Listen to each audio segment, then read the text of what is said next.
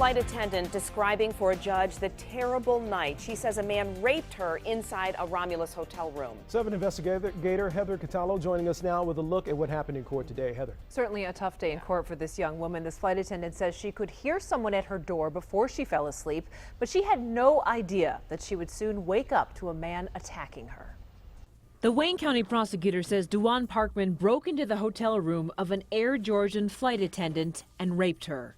The 18-year-old Canadian woman was staying at the Romulus Days Inn on a layover back in June.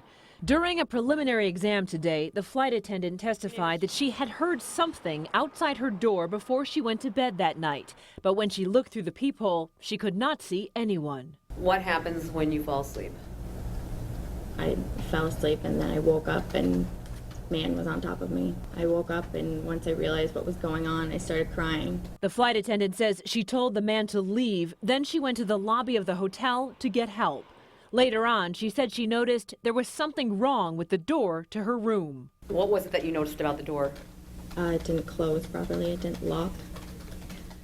So when you say didn't close properly or lock, if it's shut behind, were you able to get back in without using a key? Yes. Okay. Parkman is charged with first-degree and third-degree criminal sexual conduct, as well as first-degree home invasion. The 45-year-old was seen on surveillance video loitering inside the Days Inn, and police believe he saw the young woman while she was having dinner with her co-workers at a nearby restaurant that night. Even though prosecutors say a DNA match led them to Parkman, his attorney still tried to get several of the charges dismissed. There's no testimony that someone physically broke into the room. That's the home invasion part.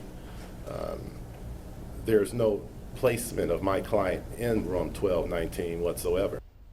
But the judge did not agree. He is sending Duan Parkman to trial. He was bound over to circuit court. That means he'll be facing another judge next week. Curtis. Heather.